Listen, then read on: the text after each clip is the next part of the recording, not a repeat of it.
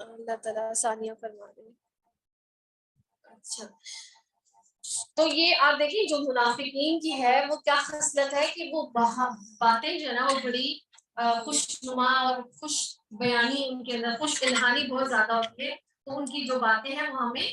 وہ نہ کر دیں۔ اور یہ ایسے ہیں جیسے لکڑیاں دیوار کے ساتھ سہارے سے لگائی ہوئی ہیں، یعنی جس طرح لکڑی آپ کے، اگر آپ کوئی دین کی بات کریں تو جس طرح لکڑی نہیں سمجھ رہی ہے تخت کی طرح وہ سیدھی اکڑی ہوئی ہے، تو یہ بھی اسی طرح ہے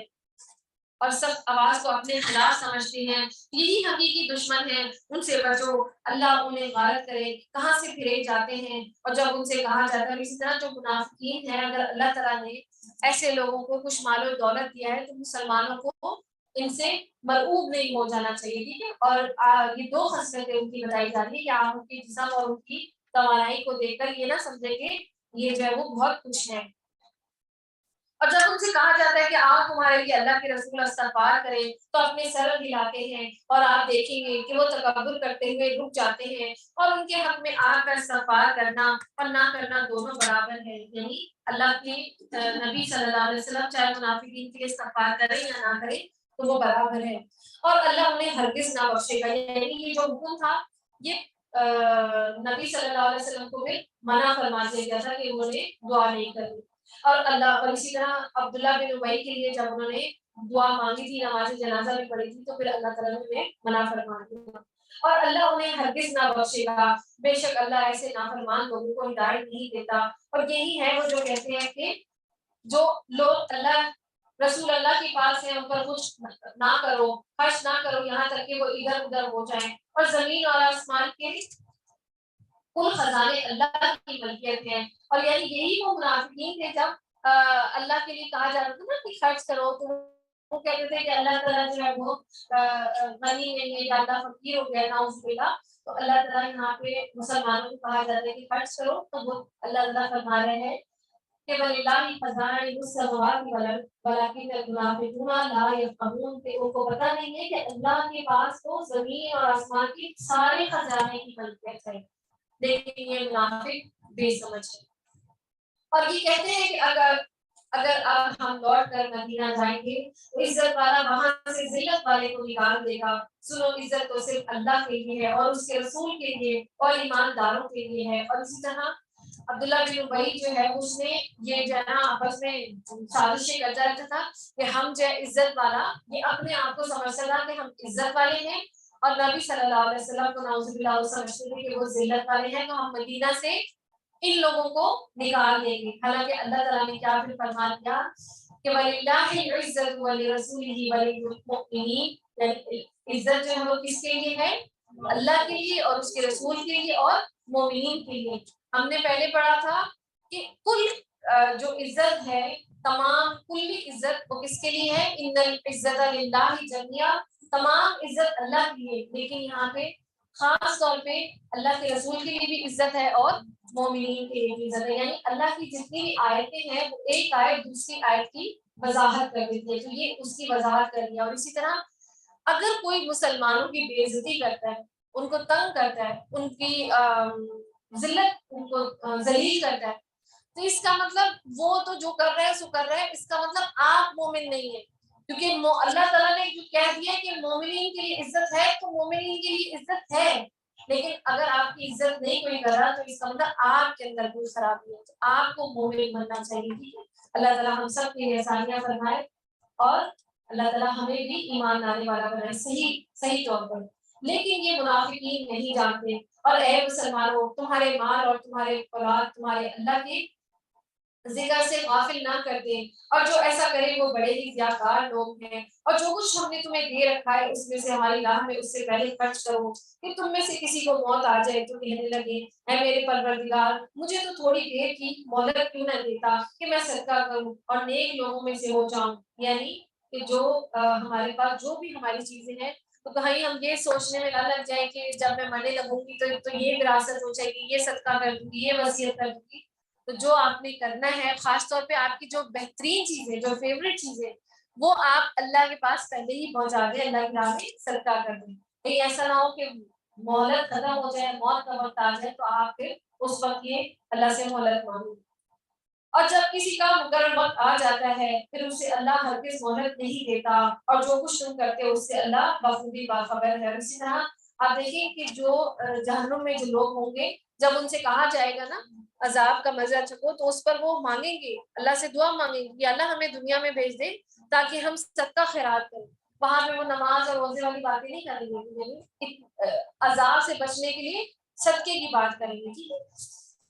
اللہ تعالیٰ ہمیں صادقین میں سے بنائے اور سب کر لے جانے والوں میں سے بنائے، آمین۔ سورہ تغابن، بسم اللہ الرحمن الرحیم۔ یسبح للہ ما فی السماوات و ما فی الارض۔ اب ہماری جو زیادہ تر صورتیں آئی ہیں آخر میں، یہ اللہ کی تسبیح اور حمد و ثنا کی ہیں، تو ہمیں اللہ کی حمد و ثنا بیان کرتے رہنا چاہیے۔ اور تمام چیزیں جو آسمان اور زمین میں ہیں اللہ کی پاکی بیان کرتی ہیں، سبحان اللہ و بحمدہ، سبحان اللہ العظیم۔ اور اس کی سلطنت ہے اور اسی کی تعریف ہے، اور وہ ہر چیز پر قادر ہے۔ اسی نے تمہیں پیدا کیا، جو تم میں سے بعض تو کافر ہیں اور بعض ایماندار ہیں، اور جو کچھ تم کر رہے ہو اللہ خوب دیکھ رہا ہے۔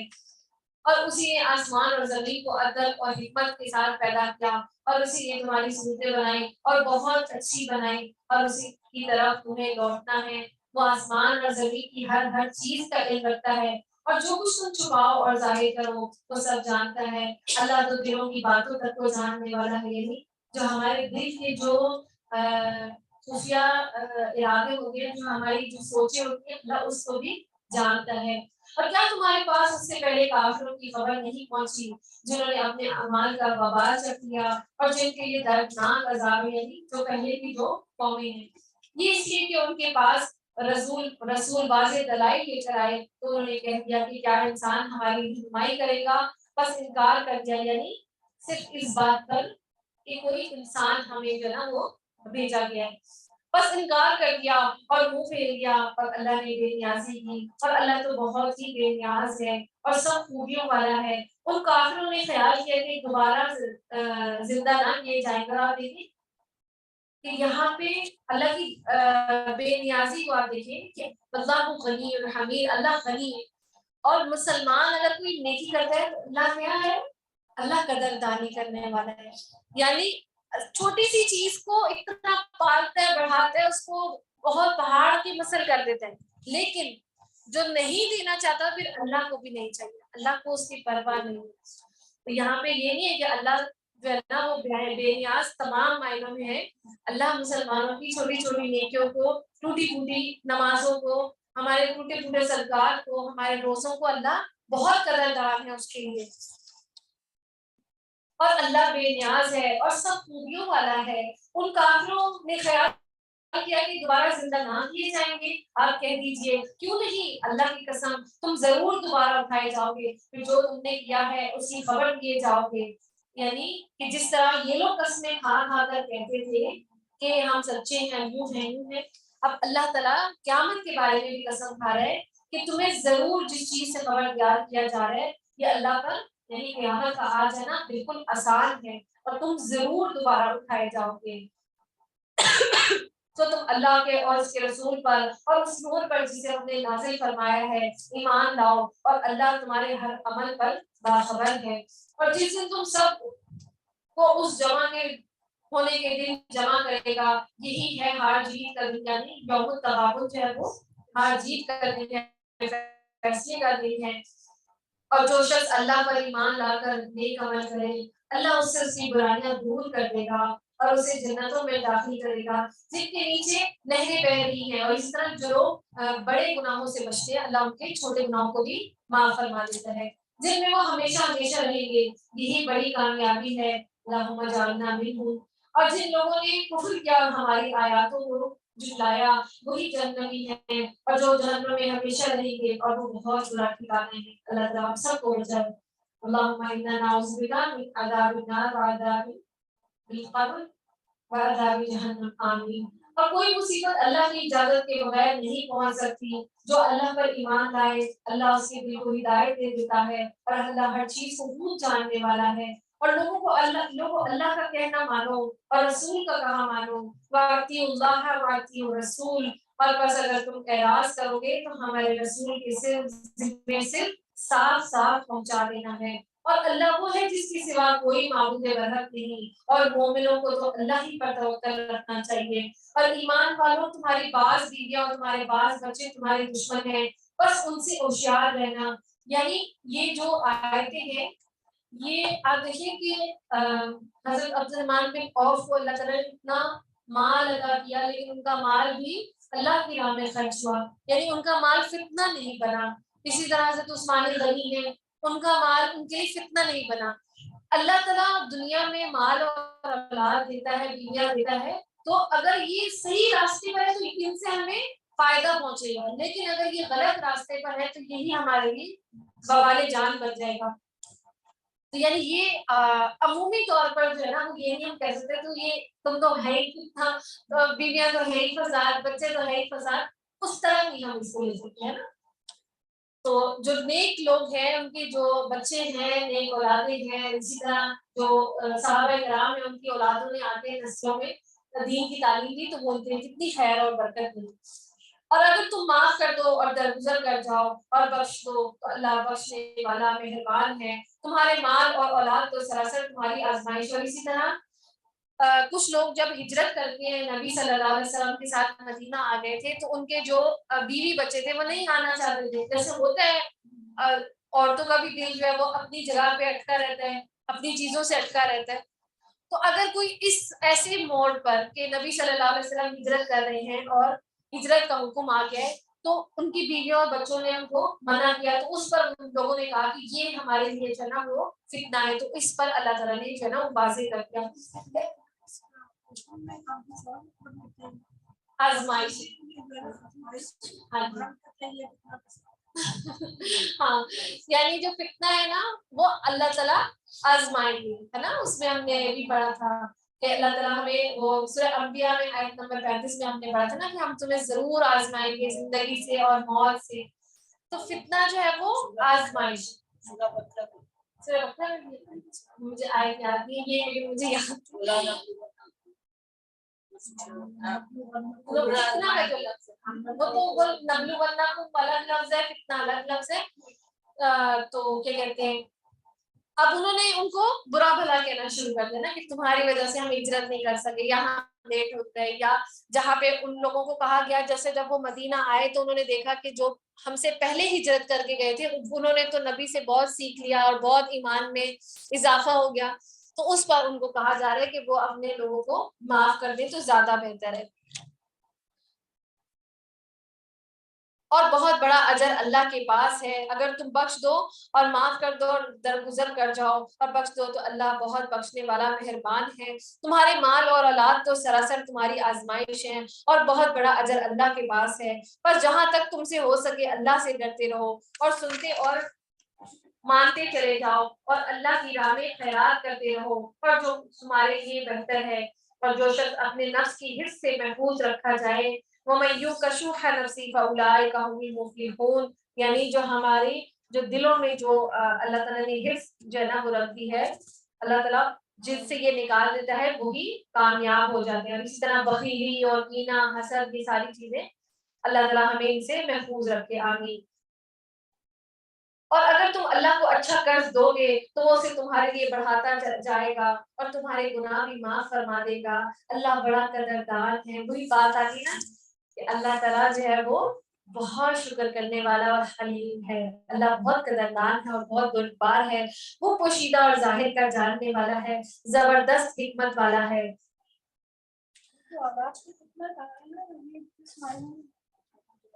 یعنی اللہ تعالیٰ دیکھیں نا وہ ہم سورہ بقرہ میں یاد آ گیا مجھے، اللہ تعالیٰ ہم سب کو آزمائیں گے، مال سے، خوف سے، بھوک سے، اولاد سے، جو ہے نا یہ ساری چیزیں اللہ تعالیٰ کسی کو مال دے کر آزماتا ہے، کسی کو اولاد دیتا ہے، کسی کو رزق کی فراوانی دے دیتا ہے، کسی کو خوف سے آزماتا ہے۔ تو یہ ساری چیزیں اللہ تعالیٰ ہماری آزمائش کے لیے، تمام دنیا کی، ویسے تو پوری دنیا ہی آزمائش کے لیے، ایون کہ حدیث کا مفہوم ہے کہ مومن جو ہے نا وہ اس طرح نبی صلی اللہ علیہ وسلم نے جو ہے نا اس سے لکیریں کھینچی اور وہ اس میں وہ بنا دیا، سیدھی لکیر کھینچی اور اس طرح دائیں بائیں لکیریں کھینچ دی، تو اس پہ کہا گیا کہ ہر جو ہے نا موڑ پہ شیطان بیٹھا ہے اور تمہیں بہکائے گا، اور جو اللہ کی سیدھی راہ پر چلتا رہا تو وہ ایسے ہو جائے گا جیسے کہ اس کی جو آزمائش جو صبر کرتا ہے تو وہ پاک صاف ہو جائے گا. یعنی یہ آزمائشیں ہمیں کہ جب ہم موت کا وقت ہوگا یا اللہ ہمیں قیامت میں اٹھائے گا تو ان آزمائشوں کی وجہ سے ہمارے گناہ مٹتے چلے جائیں گے, نیکیاں بڑھتی چلی جائیں گی. تو جو ہے نا وہ ہمیں کیا ہوا تھک گئی, لیٹ جو جا. اللہ میری بیٹی کو بھی صبر دے, آمین.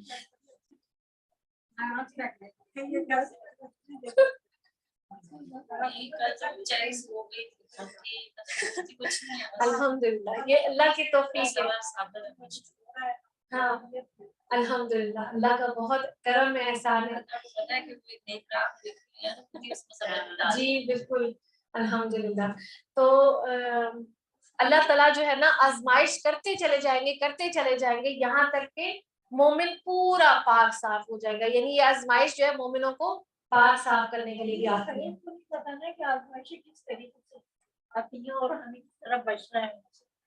آزمائش جو ہے وہ دو طرح سے ہے کہ اگر آپ کوئی بھی پریشانی آتی ہے اگر تو وہ آپ اللہ سے قریب ہو گئے تو وہ آپ کی آزمائش ہے, اور اگر آپ اللہ سے ہی دور ہو گئے اور اللہ سے شکوے شکایتیں کرنے لگے تو وہ آزمائش آپ کی عذاب بن جاتی ہے. ٹھیک ہے,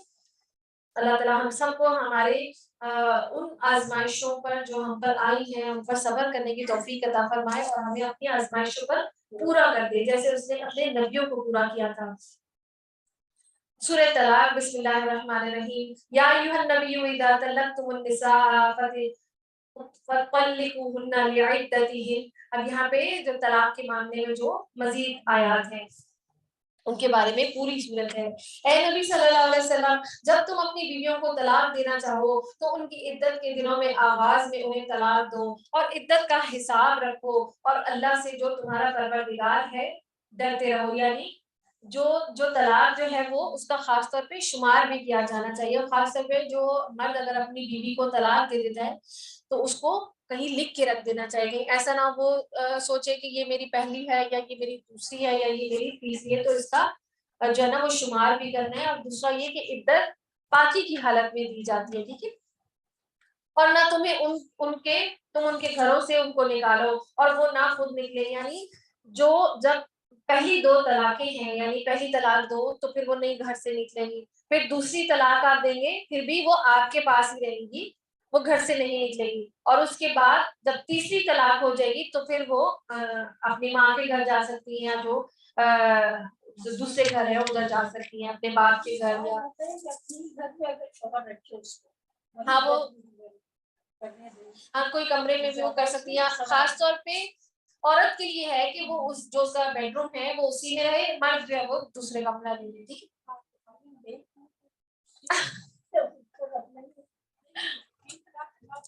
ٹھیک ہے, دیکھیں جو پہلی جو طلاق ہے اس میں عدت ہے. اگر شوہر بہت ناراض ہے اور اس کو کسی چیز سے تکلیف ہو رہی ہے تو وہ اسی کمرے میں رہے گی, شوہر جو ہے وہ باہر چلا جائے. لیکن اگر شوہر کو لگے گا کہ میں نے غلطی کی اور مجھے غصہ آ گیا تھا تو وہ واپس رجوع کر لے, وہ اسی 3 مہینے. ٹھیک ہے, اب اگر 3 مہینے تک وہ الگ رہتا ہے, باہر سوتا ہے, اس کے پاس نہیں آتا تو اور وہ چاہتا ہے کہ میں نے اس کو طلاق ہی دینی ہے, پھر دوبارہ اس نے طلاق دی, پھر اس نے 3 مہینے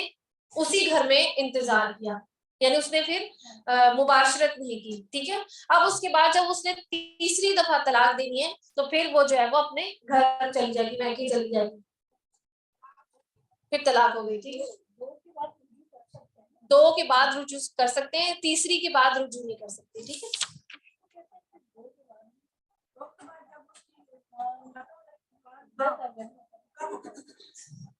اللہ تعالیٰ ہم سب کے لیے آسانیاں فرمائے, آمین. یہ جو طلاق ہے, وراثت کے مسائل ہیں, زکوٰۃ کے مسائل ہیں, یہ بہت پیچیدہ ہیں, ان کا خاص طور پہ علم جو ہے نا وہ سیکھنا چاہیے. ٹھیک ہے,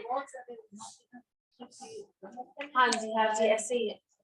ہمیں جو صحیح حدیث اور قرآن سے جو باتیں پتہ چلتی ہیں نا ہمیں اتنا, اور خاص طور پہ آج یقین کریں کہ ہمیں اپنے بچوں کو شادی سے پہلے طلاق کی بھی باتیں بتانی چاہیے, کیونکہ کچھ لوگ بات پر طلاق دے دیتے ہیں اور ان کو پتہ ہی نہیں ہوتا, طلاق کے مسائل کا نہیں پتہ ہوتا. اور اگر کوئی طلاق دینا چاہتا ہے تو اس کو بھی طلاق کا فہم حاصل کرنا چاہیے کہ میں نے کس طریقے سے دینی ہے. ٹھیک ہے, اور یہ ایسے کے بعد پر اس کو ذلیل اور رسوا کر دیا جائے, پھر اس کو رکھ دیا جائے, پھر رجوع کر لیا جائے, پھر طلاق دے دی جائے, تو یہ جہالت کی رسمیں جیسے وہ زہار کا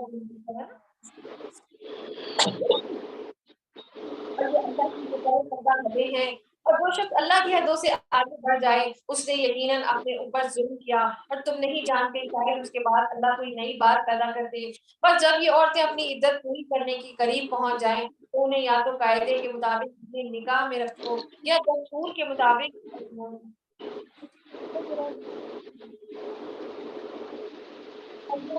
قاعدے کے مطابق اپنی نکاح میں رکھو یا دستور کے مطابق انہیں الگ کر دو،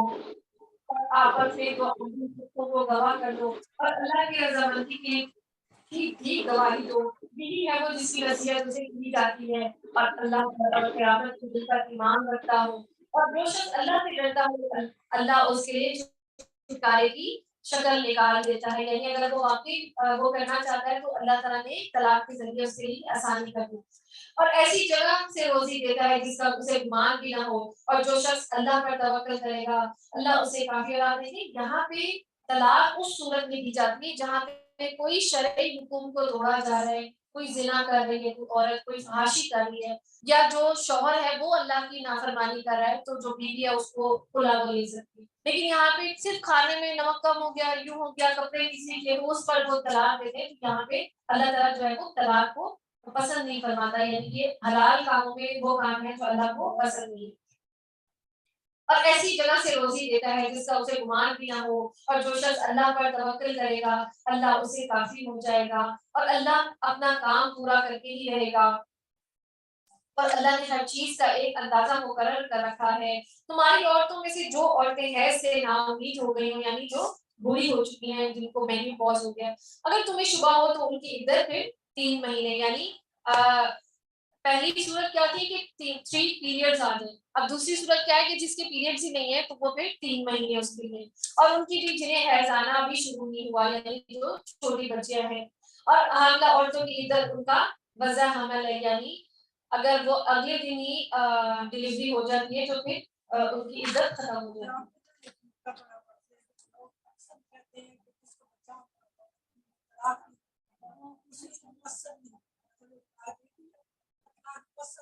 یعنی وہ پاکی کی حالت میں ایسا نہیں ہے،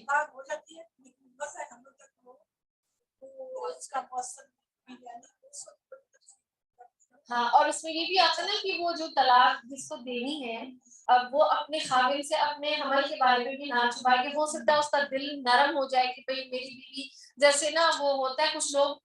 بیویاں جیسے کام نہیں کر پا رہی یا خیال نہیں رکھ پا رہی اور ان کو خود بھی نہیں پتا کہ وہ پریگنٹ ہے، تو وہ کام تو شوہر کہہ رہے کہ دیکھو یہ ہر وقت گری رہتی ہے بستر میں پڑی رہتی ہے تو بس اب میں اس کو چھٹی دے دوں، تو یہ بھی بات جو ہے نا ان کو چھپانی نہیں چاہیے کہ ہم اس طرح حمل سے ہیں، تو شوہر ہو سکتا ہے اللہ اس کے دل میں رحم ڈال دے، اور یہاں پہ وہ ایک آپا بتا رہی ہیں کہ اگر پریگننسی کی حالت میں کوئی طلاق دے دے تو وہ طلاق ہو جاتی ہے، اور لیکن یہ بھی ہے کہ دینی نہیں چاہیے آپ ویسے، کیونکہ عورت کے اندر ویسے ہی بہت زیادہ اندر چل رہی ہوتی ہیں چیزیں، حرارت بھی ہوتی ہے اور ایموشنز بھی ہوتے ہیں، ہاں جی، تو عورتوں کو چھپانا بھی نہیں چاہیے اپنے شوہروں سے حمل کا، اور دوسرا ہم اگر شوہر دینا چاہتا ہے تو وہ بیوی کو طلاق دینا چاہتا ہے تو اس کی عدت وہ دودھ پلا لے، واضح حمل ہو جائے دودھ پلا لے، اس کے بعد پھر وہ بے شک دے دے، ٹھیک ہے، اللہ تعالیٰ آسانیاں فرمائے، اور جو شخص اللہ سے ڈرے گا اللہ اس کے ہر کام میں آسانی کر دے گا، اور یہ اللہ کا حکم ہے، اور اسی طرح جو عورتیں جن کی شوہر فوت ہو جائے ان کی عدت جو ہے وہ 4 ماہ اور 10 دن ہے، اور جو عورت کو طلاق ہو جائے اگر وہ نہیں، جو عورت جو شوہر فوت ہو جائے اور وہ پریگننٹ ہو تو اس کی عدت بھی پریگننسی کے بعد ختم ہو جاتی ہے، ٹھیک ہے، اور یہ اللہ کا حکم ہے جو اس نے تمہاری طرف اتارا ہے، اور جو شخص اللہ سے ڈرے گا، اور اسی طرح یہ عدت کیوں رکھی گئی، اس کا مقصد آپ کو پتہ ہے کہ تاکہ جو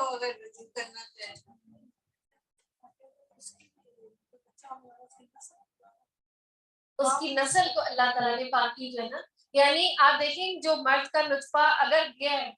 تو جب سائنس کہتی ہے جو پیریڈز آ جاتے ہیں نا تو 30% پہلی پیریڈ پہ 30% اس کے جو جراثیم ہے وہ ظاہر ہو جاتے ہیں، اور جو دوسرے پیریڈ میں پھر 30%، تیسرے پیریڈ میں پھر 30%، یعنی عورت 90% پاک ہو جاتی ہے۔ اب ان کیس اگر کوئی جو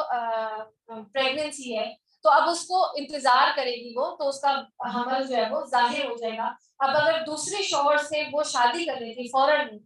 اور وہ عدت پوری نہیں کرتی، تو اب لوگوں کو نہیں پتا کہ یہ اس کے ساتھ بچہ ہے یا پہلے شوہر سے بچہ ہے. تو اللہ تعالیٰ نے حسب نسب کا بھی کتنا حفاظت رکھی ہے، یعنی عورت کی بھی حفاظت رکھی ہے اور آنے والے بچے کی بھی عدت کی وجہ سے حفاظت ہو جاتی ہے. ٹھیک ہے کہ لوگ جو ہے وہ اس کو غلط نہ سمجھتے پھرے کہ کس کا بچہ ہے.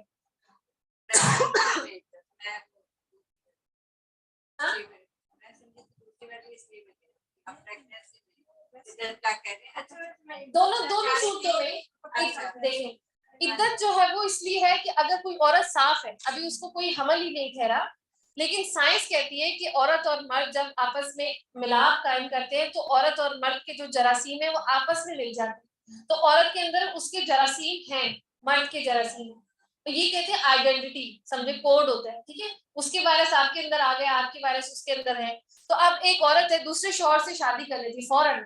تو اس کی جو جراثیم ہے، یہ جو گونوکوکل جو بیماریاں ہوتی ہیں سائنس میں، جنسی جو بیماریاں ہوتی ہیں، یہ ان وجہ سے ہوتی ہیں. تو جب پیریڈز آ جائے گا نا، تو وہ جس طرح وہ رستہ صاف ہو جائے گا، وہ جراثیم دھل جائیں گے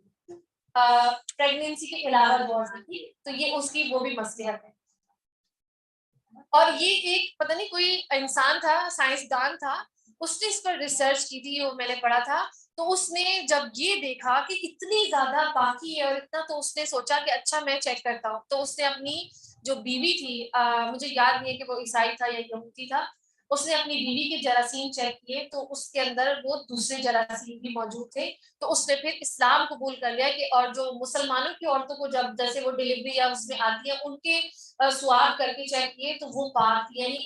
ان کے مردوں کے ہی جو ہے نا وہ جراثیم تھے. تو یہ بھی وہ بات ہے. جی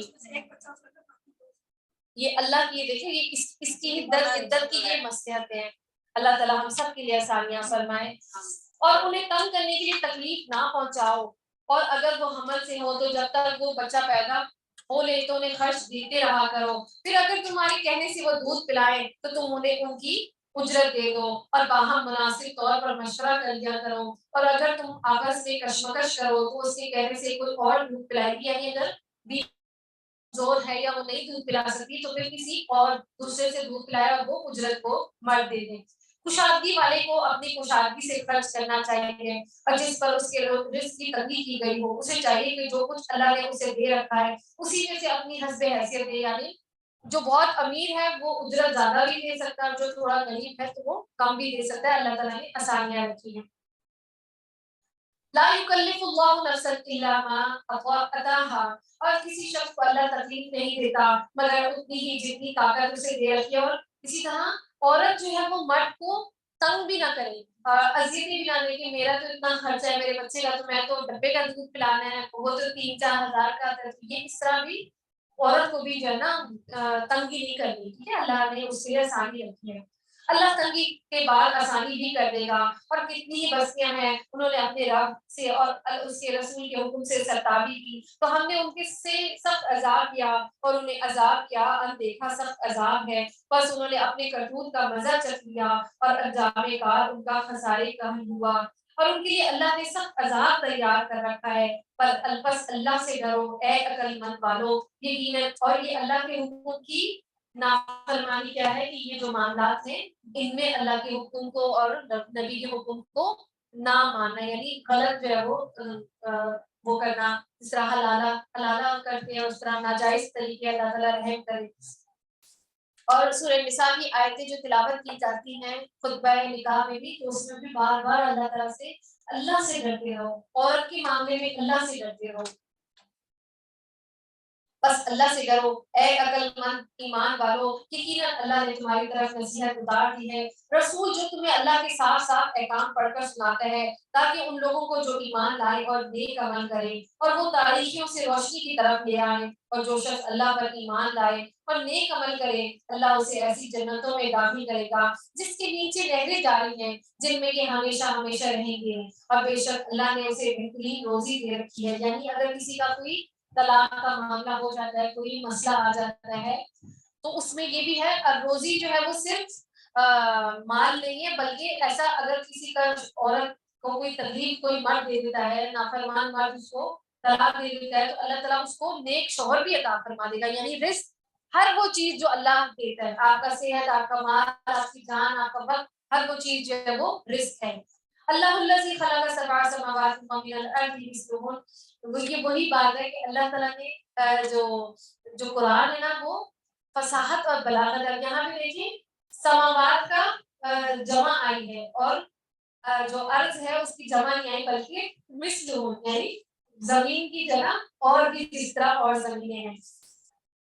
اللہ وہ ہے جس نے 7 آسمان بنائے اور اسی کی مثل زمینیں دی اور اس کا حکم ان کے درمیان اترتا ہے تاکہ تم جان لو کہ اللہ ہر چیز پر قادر ہے اور یقیناً اللہ نے ہر چیز کو اپنے علم سے گھیر رکھا ہے. سورۃ تحریم. بسم اللہ الرحمن الرحیم. یا ایھا النبی لما تحرم ما احل اللہ لک. اے نبی جس چیز کو اللہ نے آپ کے لیے حلال کر دیا اسے آپ کیوں حرام کرتے ہیں؟ کیا آپ اپنی بیویوں کی رضامندی حاصل کرنا چاہتے ہیں؟ اور اللہ بخشنے والا اور رحم کرنے والا ہے. یہاں پہ ایک واقعہ ہے کہ نبی صلی اللہ علیہ وسلم جو ہے نا وہ حضرت زینب بنت جہش کے پاس شہد آتا تھا تو وہ وہاں پر کھاتے تھے اور ٹائم لگ جاتا تھا. تو حضرت عائشہ اور حضرت حفصہ جو ہے نا انہوں نے سازش کی کہ ہم جو ہے یہ نبی صلی اللہ علیہ وسلم کو کہیں گے کہ آپ کے منہ سے جو ہے نا ایک پھول ہے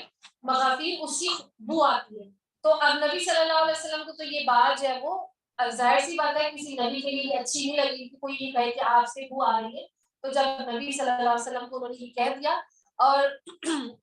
تو نبی نے کہا کہ آج سے میں جو ہے نا وہ یعنی شہد جو ہے وہ نہیں کھاؤں گا اور حرام کر دیا. اور اسی طرح کچھ واقعات میں آتا ہے کہ حضرت ماریہ نے جو ہے نا وہ حضرت ماریہ کی تو حضرت حفصہ آ گئی اور انہوں نے دیکھ لیا کہ حضرت ماریہ جو لونڈی تھی تو اس پر جو ہے نا وہ ان کو منع فرمایا. تو یہ دونوں واقعات ہیں اللہ بہتر جانتا ہے. اور آپ اپنی بیویوں کی رضامندی یعنی جو اللہ تعالیٰ نے جو حلال کیا ہے تو اس کو آپ اپنے اوپر حرام کر دیں گے.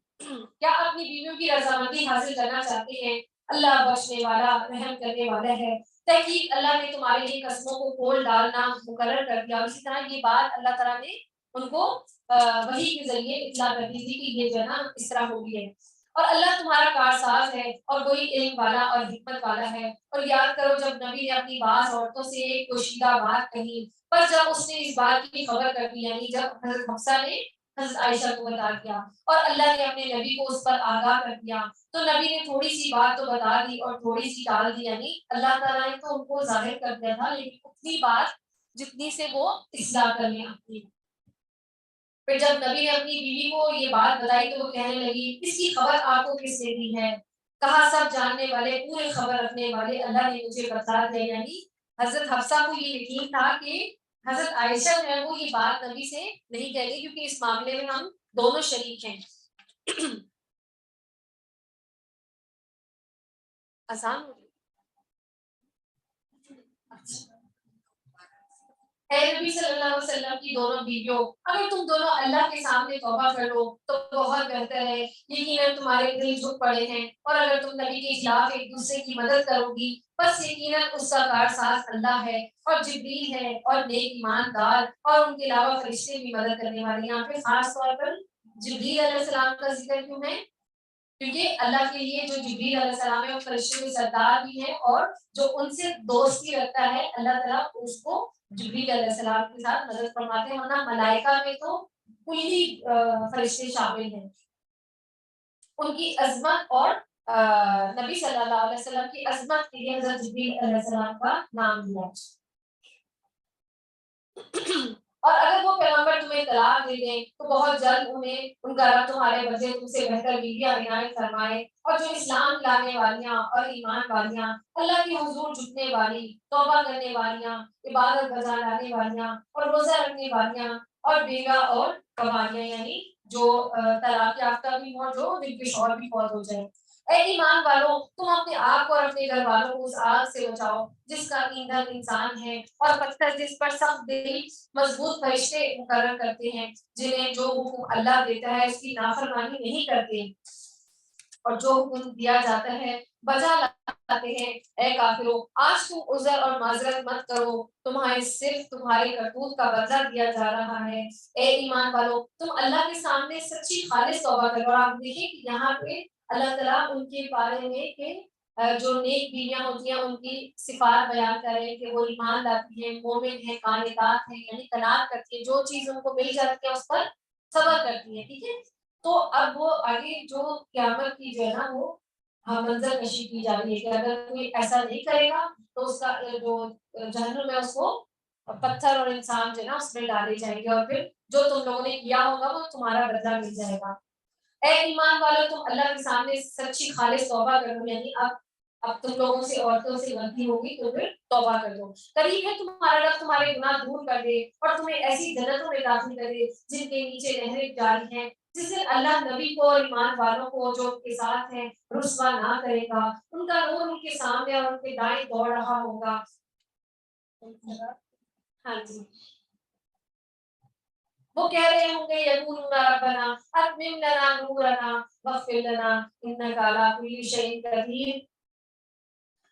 یہ دعائیں کرتے ہوں گے کہ ہمارے رب ہمیں کامل نور عطا فرما دے اور ہمیں بخش دے، یقیناً تو ہر چیز پر قادر ہے۔ اے نبی صلی اللہ علیہ وسلم کافروں اور منافقوں سے جہاد کرو اور ان پر سختی کرو، اور ان کا ٹھکانہ جہنم ہے اور وہ بہت بری جگہ ہے۔ اللہ نے کافروں کے لیے نوح اور لوط کی بیوی کی مثال بیان فرمائی ہے، اور یہ دونوں ہمارے بندوں میں سے دو نیک بندوں کے گھر میں تھی، پھر ان کی انہوں نے خیانت کی، یعنی ان کی جو بیویاں تھیں انہوں نے کوئی فحاشی یا غلط کام نہیں کیے تھے، لیکن ان کی چھوٹی گناہ بھی، یعنی انہوں نے شرک نہیں کیا تھا لیکن انہوں نے اپنی قوم کا ساتھ دیا، تو اس بنا پر جو ہے نا ان کی اس بات پر بھی پکڑ ہو گئی، یعنی یہ وہ انہوں نے خیانت کی تھی اپنے شوہروں سے۔ بس وہ دونوں نیک بندے ہیں، ان سے اللہ کے کسی عذاب کو روک نہ سکی، یعنی وہ بیویاں تھیں نبیوں کی لیکن اللہ کے عذاب میں گری۔ تو اب یہاں پہ بھی نبی کی بیویاں ہیں، اگر ان سے کوئی غلطی ہو گئی تو اللہ تعالیٰ ان لوگوں کی مثال دے رہا ہے کہ دیکھو نبی کی بیویاں تھیں ان پر عذاب آ گیا، اب یہاں پہ کافروں کی مثال دے رہا ہے تیسرا فرعون کی جو بیوی ہے،